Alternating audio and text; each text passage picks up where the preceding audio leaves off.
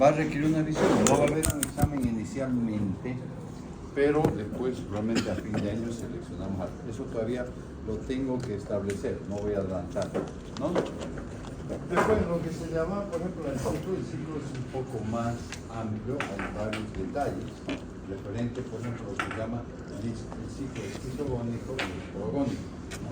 Los tipos de ciclos, un esquema que había en la parte de la visión. Por otro lado, también hay que tomar en cuenta lo que se refiere a la parte de la parte clínica. Las manifestaciones clínicas son mucho más agresivas en el caso de silencio, en el caso de plasmodium falciparum, en vivo es mucho más, la forma mucho más pequeña, ¿no? Y antes de eso mostramos la cascada fisiopatológica de la malaria por plasmodium falciparum, cascada fisiopatológica de la malaria por plasmodium falciparum, donde se mostraba, por ejemplo, el contacto del parásito con el globo rojo, los cambios que presentaba en el globo rojo, por ejemplo, en el cual, por ejemplo, el globo rojo generalmente perdía su capacidad de formarse, había adhesividad de los glóbulos rojos a nivel de los capilares, producía una disminución en la cual la parte del oxígeno, hablaba de anoxia. Por otro lado, los glóbulos rojos están mucho más frágiles, había una hemólisis, ¿no? Y también el parásito viene con características, por ejemplo, de proteínas y elementos que determinan lo que son toxinas infantiles, que cambian totalmente. Todo eso se va siguiendo, que por lógica vamos a tener que ver, y el alumno que vaya a presentar va a hablar un poco de la cascada, o los alumnos van a hablar de la cascada fisiopatológica, ¿no? En los temas que se van a seleccionar, va a entrar, por ejemplo, lo que es malaria, Trypanosoma cruzi, leishmania y toxo. 4 temas. Probablemente sean las últimas exposiciones, porque con eso vamos a llegar hasta el 12 o 15 de octubre, ¿no? Entonces, después de eso hablamos también del diagnóstico. Estoy resumiendo, ¿no? Para que ustedes sepan. En el diagnóstico, por ejemplo, la importancia de lo que es el examen hematológico, la gota gruesa, por un lado. Posteriormente también de la gota gruesa hay que comentar, por ejemplo, lo que es la inmunocromatografía, en un momento el test de Lisa, pero donde van a dar mayor énfasis es en el diagnóstico patológico, como de diligencia y que facilita el reconocimiento.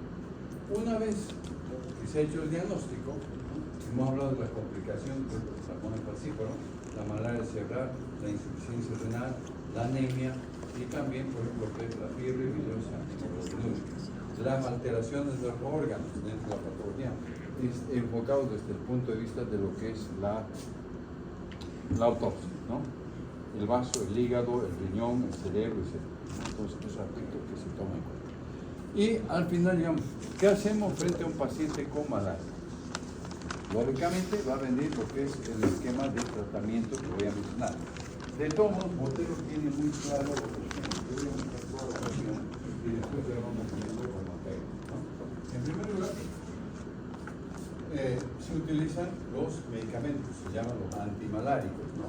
Unos que tienen acción sobre los paredes circulares, inhibir eso. Por otro lado, actúan sobre los paredes del hígado. Hemos mencionado en un momento de que en el plasmodio viva, en el plasmodio vale, la presencia de algunas formas sanguíneas que quedan latentes en el hígado, que se llaman los sinusoides. Esos sinusoides son responsables justamente de lo que vienen a ser las recaídas en malaria, ¿no? Después, la acción de algunos que utilizan los gamicocitos cabalmente. Y hay también algo que hay que tomar en cuenta, resistencia a los antimalarios, ¿no? Y se han propuesto varios esquemas de tratamientos de acuerdo a la especie de plasmodium, ¿no? Acá tengo una imagen de diferentes antimaláricos, ¿no? Que viene dentro de, no puedo decir comercialmente, porque realmente esto se maneja a nivel de instituciones o a nivel, por ejemplo, lo que son los servicios de salud. En nuestro medio está el CEDE, o sea, dan los sedes departamentales. Y los medicamentos necesariamente dentro del tratamiento, como contexto general, se toma en cuenta los grupos de antimaláricos que con el nombre químico, por ejemplo, la argentina. Este fue uno de los primeros antimaláricos posterior a lo que es la quinina, ¿no? Que conforman los llamados grupos de aminoácidos. Algunos nombres como quinacrina, mepacrina, etcétera, que actualmente no se utilizan porque antes determinan mucho efectos.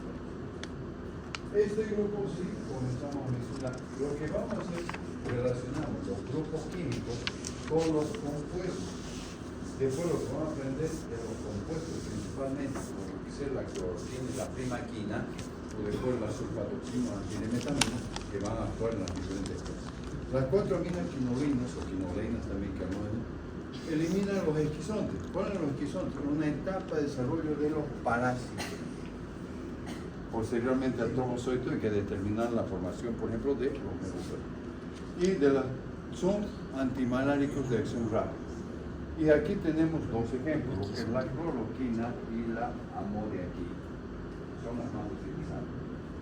Entonces hablamos primeramente de 4 aminoquinoleinas. Hay que relacionar esto con los medicamentos que se van a emplear.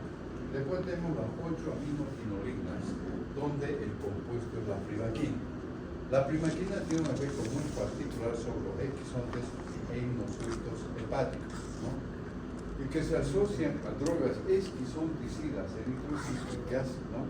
Y se logra una curación radical de plasmodium vivax. En alguna oportunidad, por ejemplo, me acuerdo que se hizo una pregunta en un examen, ¿no? ¿Cuál tratamiento medicamentoso de la malaria por plasmodium vivax, por ejemplo, el plasmodium vivax, que permite el tratamiento radical de la enfermedad? Y era poner cloroquina y primaquina. Dentro del otro grupo entran los hidroximetilquinoleinas. A este grupo pertenece el compuesto conocido como quinina. La quinina, y después surgió lo que es un isómero de la quinina, la mefloquina, ¿no? O sea, todo este grupo de antimaláricos tiene una visión porque normalmente son esquemas de tratamiento, no es un solo medicamento. En alguna oportunidad hablamos del praziquantel que actúa solamente sobre una determinada parásito. Aquí tienen que actuar esquemas de tratamiento, ¿no?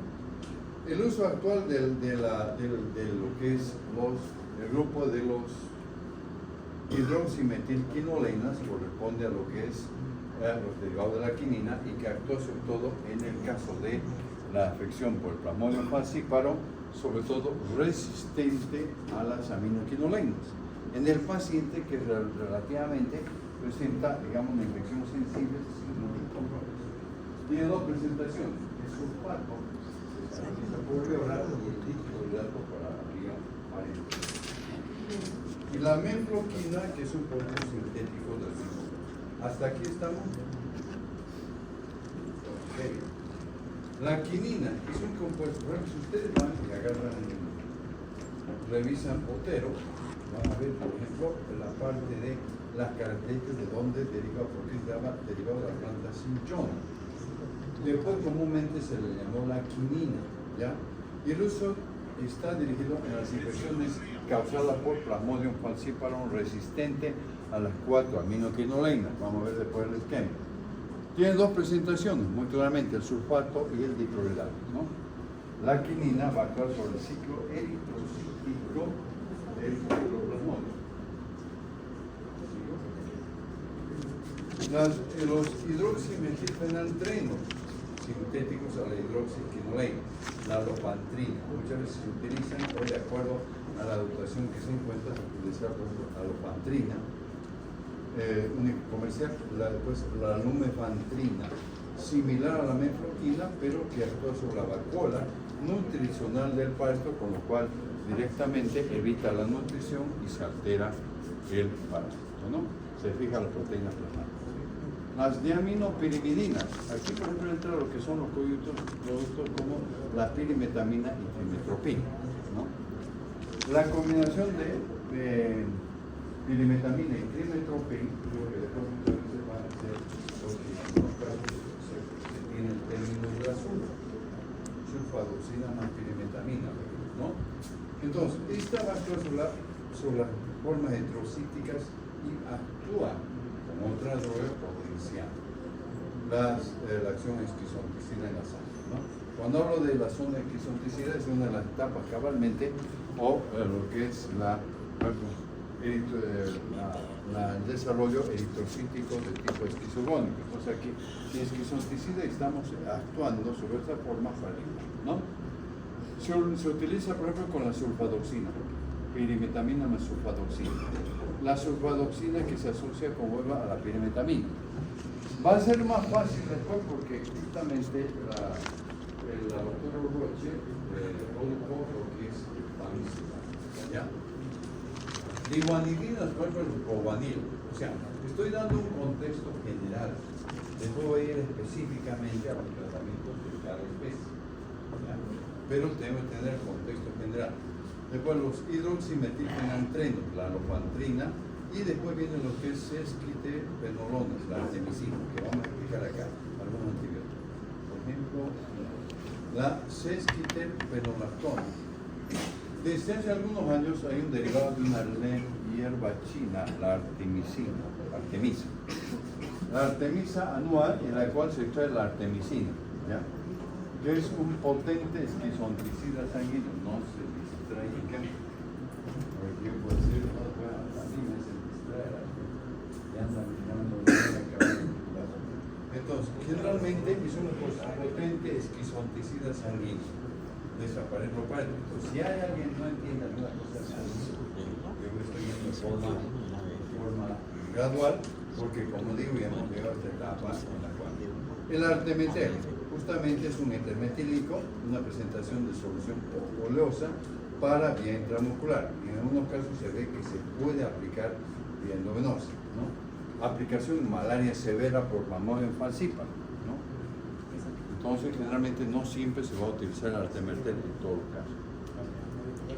El artemisocinato, la artemisina. Antibióticos. En algún momento se combinan los antibióticos, por ejemplo, sobre todo la doxiciclina o la clindamicina, por ejemplo, que no menciono acá, pero en algunos de los esquemas de tratamiento se utiliza lo que es artemisina más clindamicina y al final no se descarta la clindamicina.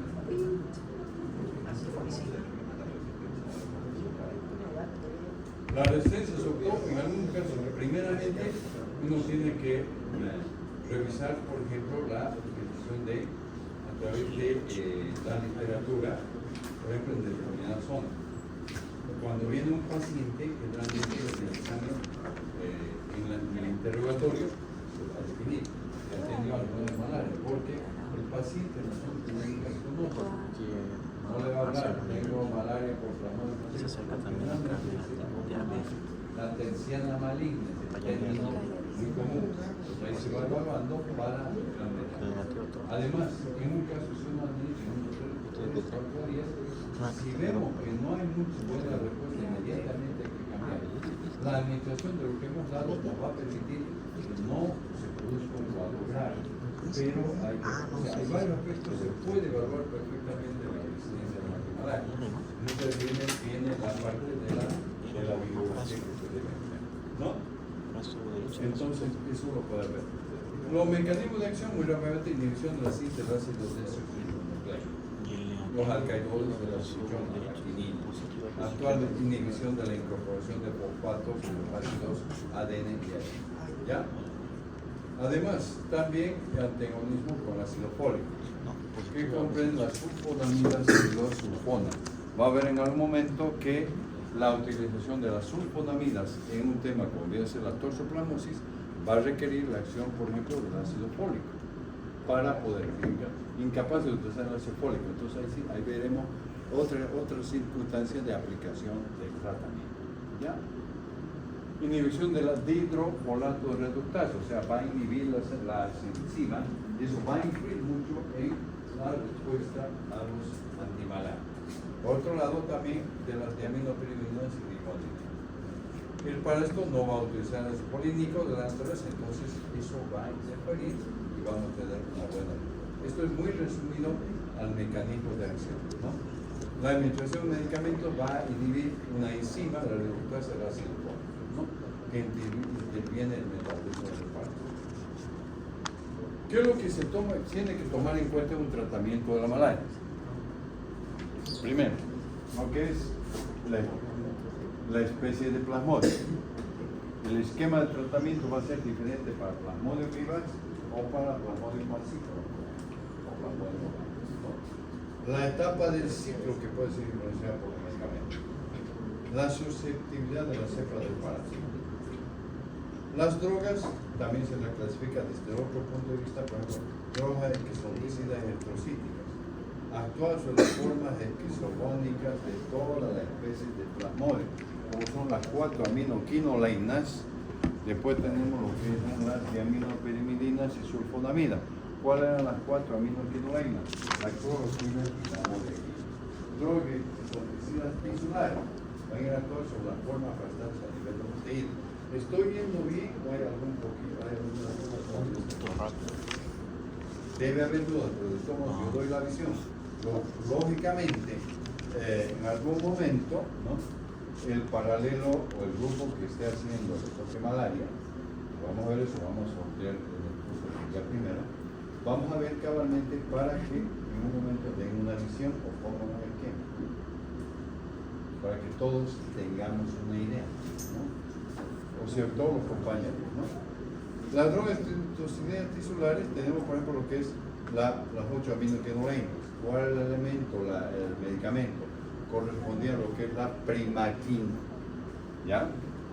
Entonces ya estamos hablando de las drogas gametocidas, que van a actuar sobre los gametos, por ejemplo, formas sexuadas, ahí entran también los 8 aminoquinolainas. ¿Cuál es el compuesto comúnmente utilizado? La primaquina, ¿no? El parásito puede ser resistente cuando sobrevive, ahí está la pregunta, a una concentración del medicamento que previamente lo eliminaron. Se da la dosis, se evalúa al paciente el lapso de las 24, 48, 72 horas e inmediatamente ya estamos con resistencia y tenemos que realizar otro tipo de tratamiento. Es diferente. A ver, voy a hacer una pregunta por ejemplo. ¿Qué es para usted? ¿Cómo? O sea, como que Hay resistencia para esto crea resistencia a los antimalarios. Esto viene, el concepto viene desde hace unos 30 años, por lo menos. Tenemos que evaluar, administrar. No es, a ver, en microbiología, por ejemplo, ¿han hecho antibiogramas? No. Sí. ¿Qué me mide el antibiograma, por ejemplo? A los antibióticos. Y eso es diferente, porque ¿qué es lo que se hace? Se coloca un medio de cultivo. ¿Cuál es el medio de cultivo que se emplea? Clet. El tipo de agarre. Clet. Molerginto. Ya. Entonces, ¿qué es lo que hace? Al sembrar, ¿qué es lo que se va a presentar? ¿Cómo voy a medir eso? ¿Qué se va a presentar alrededor del inóculo de la bacteria? Un alma. Y ese algo se va a medir, ¿verdad? En microbiología se hace eso, o en bacteriología,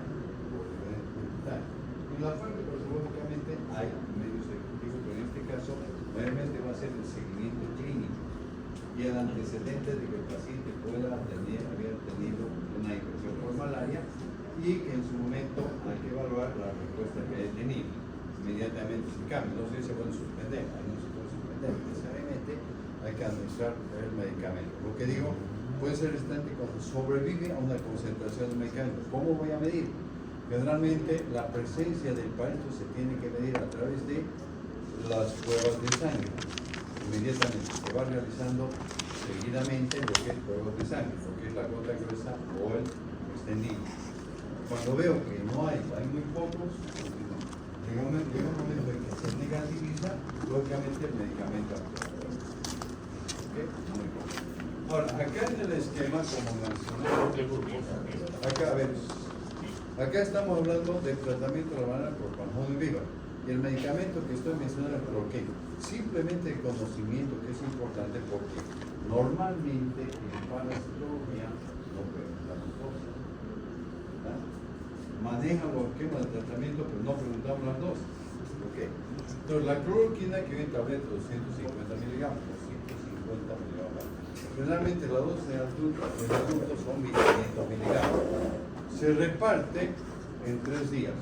600 miligramos inicial, luego viene lo que es 450. ¿Qué significa 600 miligramos? 4 tabletas. El tratamiento debe tomar el paciente en su momento, no es toma las 4 tabletas. el segundo y el tercer día toma 3 tabletas juntas. Entonces el esquema es 4-3-3. Y luego se acompaña de la prima quina. Anteriormente se empleaba una tableta de 15 miligramos al día. Actualmente se toma 2 tabletas durante 7 días. ¿Okay? Con eso generalmente se resuelve mucho el problema. Ahora, ¿qué pasa con el tratamiento de infección por plasmodium falciparum? Cuando coloco tratamiento de la infección, en su momento, si hay una pregunta, voy a colocar tratamiento de infección sensible de plasmodium. Entonces, cabalmente, ahí hablamos con la modiaquina, el mismo esquema. 4 tabletas el primer día, 3 tabletas el segundo día. O sea, 600 y 450 miligramos. ¿Ya? Pero, esto entra junto con lo que es la sulfadoxina más pirimetamina. El nombre comercial que venía inicialmente es falsidad. Hay diferentes nombres de lo que son, por ejemplo, la sulfadoxina más pirimetamina. Bien, de acuerdo a las líneas. Pero tomamos el ejemplo con el anterior docente en un momento para que el alumno pueda retener más fácil. Acá se da tiene 1500 miligramos de sulfadoxina y 75. Se va a dar una dosis única de 3 tabletas, más las tabletas de cloroquina o modiaquina que toma el paciente. Y luego completa con la prima. Entonces, ¿cuántos medicamentos estamos hablando? 3. ¿De acuerdo? Okay. Hasta aquí vamos. Las dosis se he puesto acá, pero lógicamente porque es necesario, no puedo explicarlo sin las dosis, pero no vamos a indicar ese grado. Tratamiento de la infección plasmodium falciparum no complicada. Primeramente hablamos de la infección sensible de plasmodium falciparum. Ahora hablamos del tratamiento de la infección por plasmodium falciparum no complicada. Y acá es un medicamento que se emplea mucho en lo que es la salida o se combina con la lumefantrina, con el nombre comercial o nombre químico, puede ser Cuarten.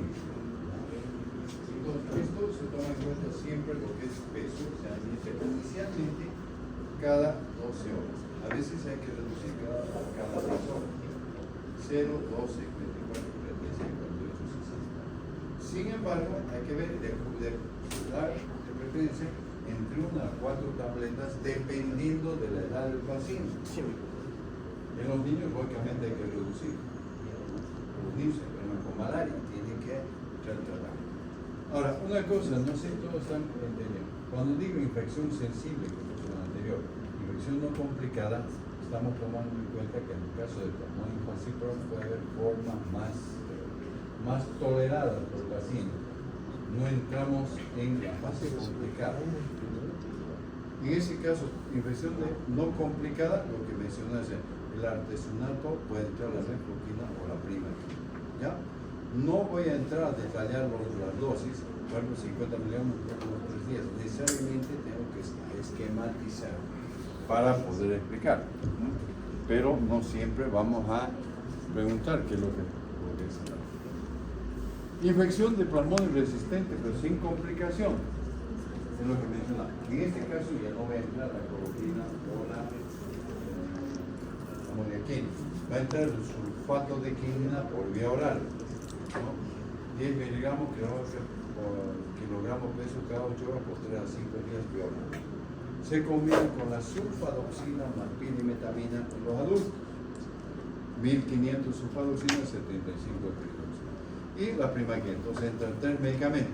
Lo que quiero que podamos entender todos es que son esquemas de tratamiento que vamos a tener. No todos vamos a hacer malaria, no todos vamos a ver malaria, pero los esquemas de tratamiento son fundamentales. Tenemos que saber qué vamos a dar, dónde va a actuar, y ahí viene toda la parte de lo que da el doctor, los doctores de farmacología. Todo eso para que puedan tomar en cuenta los 3 aspectos. ¿Ya? ¿Estamos hasta aquí? Dije que iba a ser una clase un poco más dinámica. Y acá, tratamiento de infección severa por plasmodium falciparum. En algunos casos la utilización del artemeter puede ser la respuesta o inclusive volviendo. Sin embargo, Clásicamente vamos a entrar en lo que es el diclorhidrato de quinina.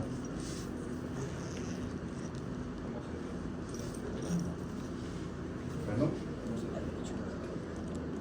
La reducción se verá porque generalmente se va valorando en la, o sea, primeramente el diagnóstico de la verdad, el grado de respuesta del paciente. Cuando el paciente se nota que está mucho más delicado en la palabra, le tengo que anotar un tratamiento porque estoy pensando en que por una infección severa.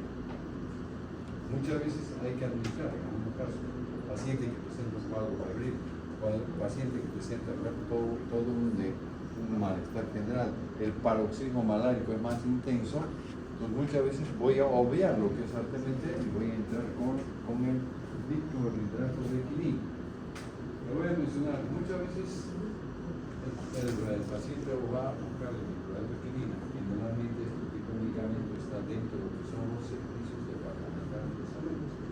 Pero en algún momento, por ejemplo, venía a ser la calcioquinina, un medicamento que se emplea para otras circunstancias, porque tiene alrededor de 300 miligramos de quinina, ¿no?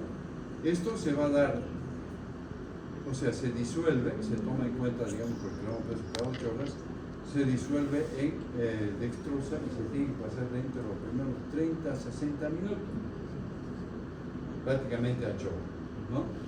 Este tratamiento en la reducción puede de 3 a 5 días dependiendo de la evolución del paciente.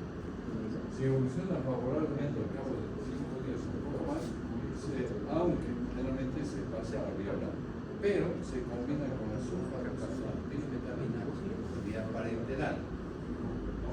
Entonces combino dos medicamentos, diclorhidrato de quinina más sulfadoxina y piridoxina. Una vez que mejoramos el estado general, se aplica la primaquina porque es vía oral, ¿no? Entonces mientras voy a mejor el estado general en el lapso de 24-48 horas. Una malaria severa tenemos que ver la evolución que sea muy rápida. Doctor, ¿estos medicamentos se eliminan por la vía renal? Claro. Porque si Ahora, fueran hepatotóxicos. No, ahora por supuesto, hay que valorar mucho el estado general.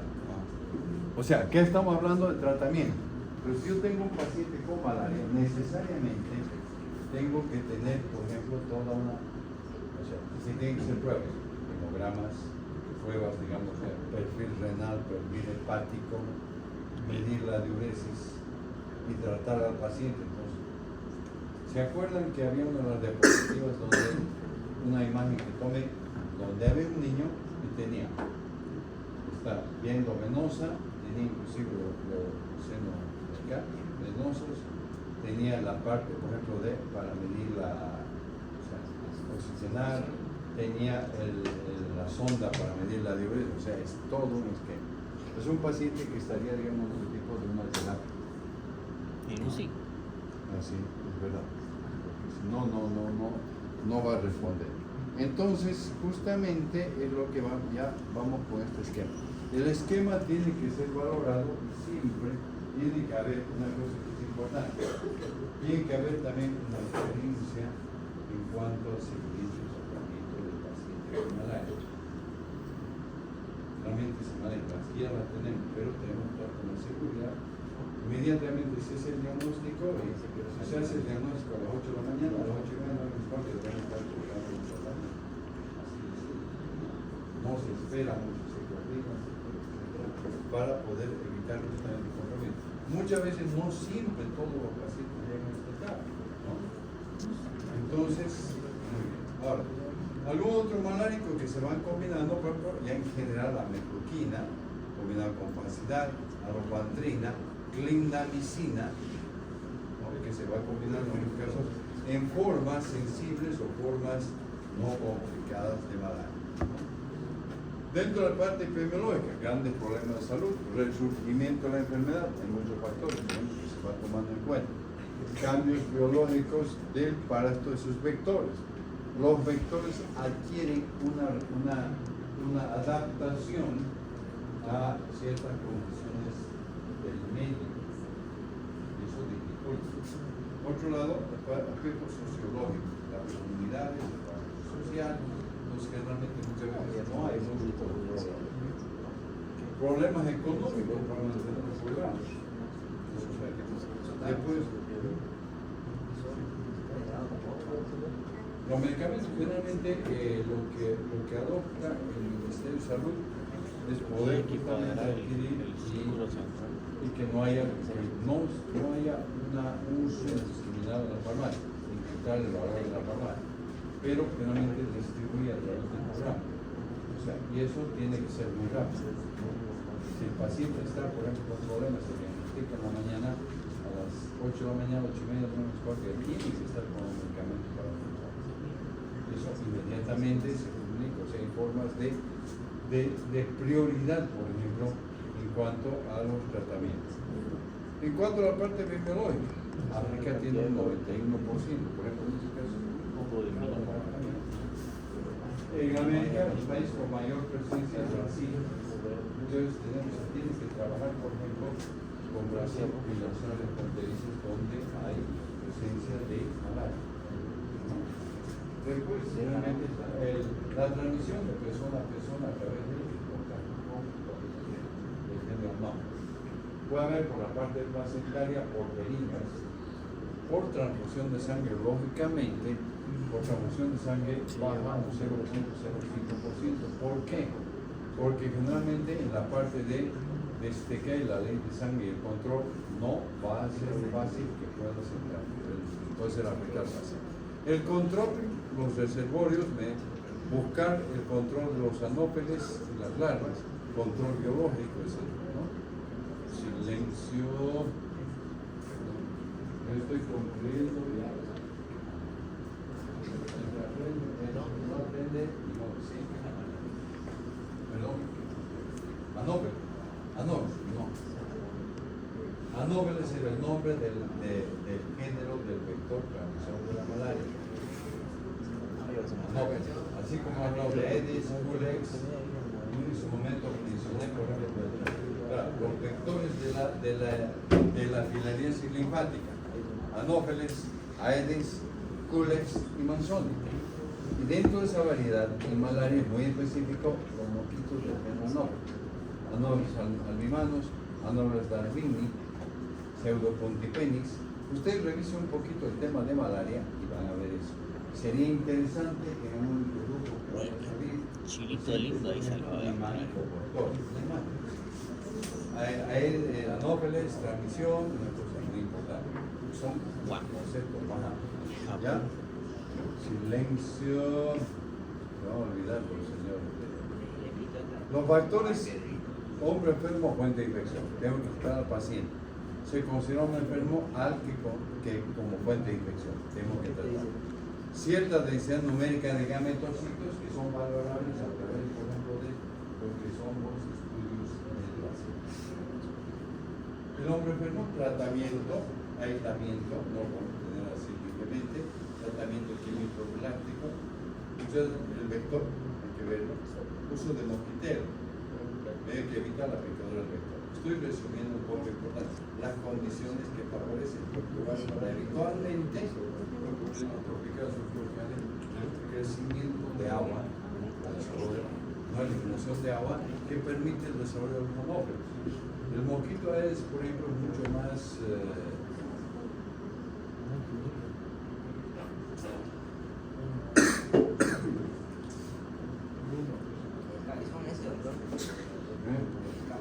no sé de todos lados, no, yo voy viendo, porque me estoy explicando, estoy mirando el techo, se distraen, ¿no?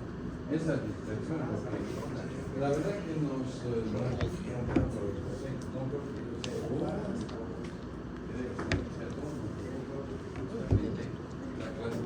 hacemos todavía la clase magistral, etcétera, pero la que mantiene, pese a que se realiza el plan de asignatura corresponde, por ejemplo, lo que es el recuerdo de modelo por competencias. El modelo por competencias tiene que desarrollar un poco la actividad, tiene que revisar los temas y el docente es un facilitador, pero todavía ninguno ha vuelto totalmente. Ahí tenemos la condición. La medida de control muy resumida, no todos son aplicables. Modificación, protección de la vivienda, uso de las mallas milimétricas, ordenamiento del medio ambiente, evitar los lugares donde haya desarrollo y crecimiento de los vectores, control químico, utilización de diferentes insecticidas, muchas veces dentro de la habitación o dentro de lo que es el peridomicilio. Órganos corporales, malatión, abate, por ejemplo, abate se utiliza dentro de lugares donde sale el agua, ¿no? Carbamatos, piretroides, todo esto es lo que se va a utilizar. Control biológico, resumiendo, la utilización de peces larvívoros. Los peces larvívoros, hay una especie que se alimenta principalmente de lo que son las larvas del mosquito anófeles. Entonces está realizando un control sin que haya todo este factor de químicos. La parte del rociado se mantiene, pero muchas veces son bastante tóxicos. Esto, impregnar los mosquiteros o insecticidas y colocar dentro por el paciente que está infectado. El mosquito va a agarrar al paciente que está durmiendo tratamiento, porque todavía tiene formas bacterias en la sangre y va a llevar a otro tipo de paciente, ¿no? Ahí estamos viendo acá para tomar en cuenta que, por ejemplo, lo que es la malaria está dentro de algunas enfermedades que preocupa al país. Después hablaremos, por ejemplo, no voy a hablar de dengue, pero voy a hablar de mal de Chagas o la enfermedad de Chagas y la leishmania, ¿no? La lepra blanca. A ver, hasta aquí, ¿alguna duda? ¿Alguna pregunta? ¿Se ha captado la mayoría de los